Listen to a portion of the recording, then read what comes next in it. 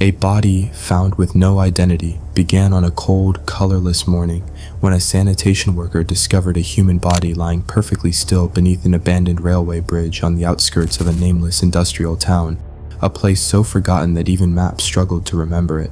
And from the very first moment, the case revealed itself as something deeply wrong, because there were no signs of struggle, no blood splatter, no weapon nearby, and no witnesses who could recall seeing anyone enter or leave the area. Only a man in his early 40s, clean-shaven, well-groomed, wearing expensive but unbranded clothing with every label carefully removed, his fingerprints burned off with surgical precision, his teeth filed down to erase dental records, and his face bearing no scars, tattoos, or marks that could identify him, as if he had been deliberately erased from the world long before his death.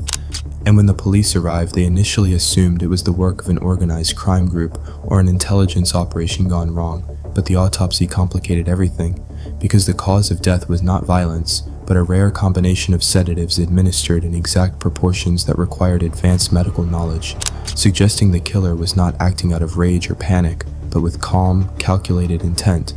And as the coroner examined the body further, they found something even stranger. A small scar near the heart that turned out to be evidence of a previous surgical implant that had been removed years earlier. Yet no hospital records anywhere matched the procedure. And when the body was run through every national and international database, the result came back empty. No missing persons reports, no immigration records, no financial activity, no criminal history, nothing. As if the man had never officially existed, and this absence began to disturb the detectives more than any violent crime ever had, because criminals usually leave chaos behind. But this man left silence, and the silence grew heavier with each failed lead. The media quickly labeled him the Ghost Man, turning the case into a public obsession. But despite thousands of tips pouring in, none led anywhere meaningful, because every supposed sighting contradicted the next, and the man's face seemed familiar to many yet identical to none, triggering a strange psychological phenomenon where people believed they recognized him, but could not explain from where. And as weeks turned into months, the investigation shifted from identifying the killer to identifying the victim, because without knowing who the man was, there was no way to understand why he died.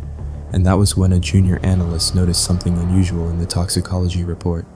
A compound that had only ever been used in a classified pharmaceutical trial decades earlier. A trial rumored to involve intelligence agencies experimenting with memory suppression and identity erasure. A program officially denied but quietly whispered about in academic circles. And when the analyst followed that thread, it led to a defunct research facility buried under layers of shell companies. And in the archives of that facility, there was a single redacted file referencing a Subject Zero, a man whose identity had been systematically dismantled to test whether a human could live without a past, without records, without even a name. And according to the file, the experiment was considered a success because Subject Zero disappeared into society and remained undetected for years. But the final page of the document was missing, torn out, and that missing page became the most important clue of all, because it suggested the experiment had not ended cleanly. And as detectives dug deeper, they uncovered a pattern of unexplained deaths over the last 20 years, all ruled as overdoses, accidents, or natural causes, all involving individuals who shared subtle physical similarities with the unidentified man, the same bone structure, the same surgical scar, the same absence of history. And it slowly became clear that Subject Zero was not one man but the first of many, prototypes of a system designed to create people who could move through the world without leaving traces, perfect couriers, informants, or expendable assets.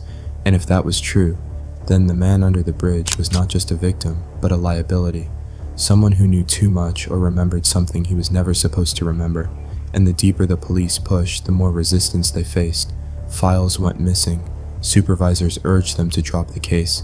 Funding was quietly reduced, and one detective was reassigned after receiving an anonymous warning that simply read, "Some ghosts are meant to stay dead, but obsession is a powerful force," and the lead detective continued unofficially, following financial anomalies that didn't belong to the dead man, but to the people around him. A woman who paid rent in cash and moved apartments every 6 months, a doctor who treated patients under false names, a janitor who once worked at the same research facility before it shut down, and slowly a picture emerged of a hidden network designed not to protect people but to erase them. And the dead man had begun to unravel that network by doing something forbidden, trying to reclaim an identity.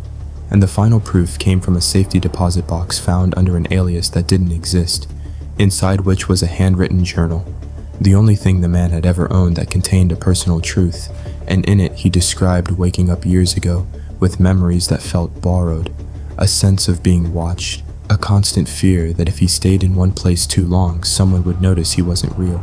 And the journal ended with a single sentence written shakily as if by someone running out of time. "If you find this, it means they found me first." And when the detective tried to submit this evidence officially, the box disappeared from police storage overnight. The journal was never logged, and the case was abruptly closed due to lack of evidence.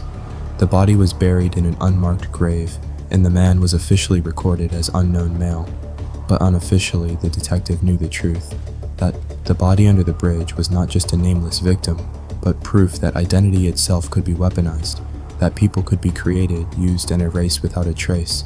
And years later, when another body was found in another forgotten place with the same surgical scar and the same emptiness behind the eyes, the detective understood that the story of the man with no identity was not a mystery with an ending, but a warning. Because in a world obsessed with surveillance and data, the most dangerous person might be the one who officially does not exist.